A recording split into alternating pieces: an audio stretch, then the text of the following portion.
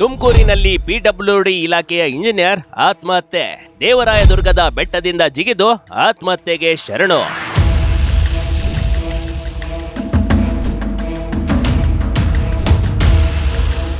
ಕೇವಲ 33 ವರ್ಷದ ಪಿಡಬ್ಲ್ಯೂಡಿ ಇಲಾಖೆಯ ಇಂಜಿನಿಯರ್ ಆತ್ಮಹತ್ಯೆ ಮಾಡಿಕೊಂಡಿರುವ ಘಟನೆ ನಡೆದು ಹೋಗಿದೆ ನೋಡಿ. ಇಲ್ಲಿನ ತುಮಕೂರು ತಾಲೂಕಿನ ದೇವರಾಯದುರ್ಗ ಬೆಟ್ಟದಿಂದ ಹಾರಿ ಇಂಜಿನಿಯರ್ ಪ್ರಾಣ ಬಿಟ್ಟಿದ್ದಾನೆ.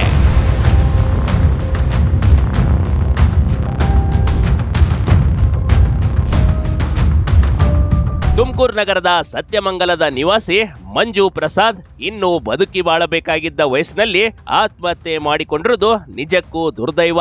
ಯಾಕಂದ್ರೆ ಲೋಕೋಪಯೋಗಿ ಇಲಾಖೆಯಲ್ಲಿ ಒಳ್ಳೆಯ ಕೆಲಸ ಇತ್ತು, ಕೈ ತುಂಬಾ ಸಂಬಳ ಬರ್ತಿತ್ತು. ಹೀಗಿರ್ಬೇಕಾದ್ರೆ ಆತ್ಮಹತ್ಯೆ ಮಾಡಿಕೊಂಡಿದ್ದಾನೆ. ಈತನ ಸಾವಿಗೆ ಬೇರೆ ಕಾರಣ ಏನೂ ಇಲ್ವಂತೆ. 2 ವರ್ಷಗಳ ಹಿಂದೆ ತಾಯಿ ತೀರಿಕೊಂಡ ಆಘಾತ ಮಂಜು ಪ್ರಸಾದ್ ಅಲ್ಲಿ ಕಾಡ್ತಿದ್ದು ಅಂತ ಹೇಳಲಾಗ್ತಾ ಇದೆ.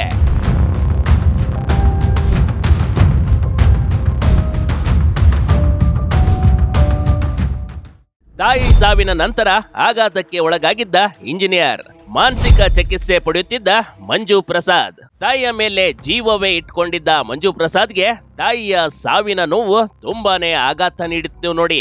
ಹಾಗೆ ಅವರ ಅಗಲಿಕೆಯಿಂದ ಆಚೆ ಬರಲು ಆತನಿಗೆ ಆಗುತ್ತಿರಲಿಲ್ಲ. ಹೀಗಾಗಿ 2 ವರ್ಷಗಳ ಹಿಂದೆ ತಾಯಿ ತೀರಿಕೊಂಡಿದ್ರು. ಇದರಿಂದ ನೊಂದಿದ್ದ ಮಂಜು ಪ್ರಸಾದ್ ಮಾನಸಿಕ ಚಿಕಿತ್ಸೆ ಬೇರೆ ಪಡೆಯುತ್ತಿದ್ರು.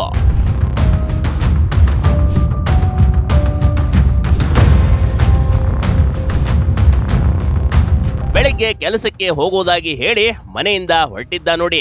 ಬಳಿಕ ಕೊರಟಗೆರೆ ಸಂಬಂಧಿ ಕೈಗೆ ಮೊಬೈಲ್ ಕೊಟ್ಟಿದ್ದಾನೆ. ಮನೆ ಕೀ ನೀಡಿದ್ದ. ಮೀಟಿಂಗ್ ಇದೆ ಎಂದು ದೇವರಾಯದುರ್ಗಕ್ಕೆ ಬಂದು ಆತ್ಮಹತ್ಯೆಗೆ ಶರಣಾಗಿದ್ದಾನೆ. ಪಾವಗಡದ PWD engineer.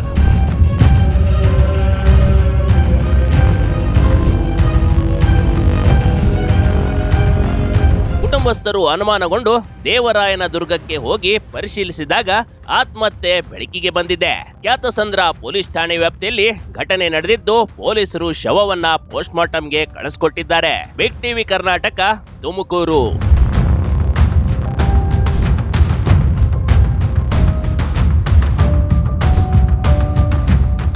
Big TV Karnataka YouTube ಚಾನಲ್ಗೆ ಈಗಲೇ ಸಬ್ಸ್ಕ್ರೈಬ್ ಮಾಡಿ. ಧನ್ಯವಾದಗಳು.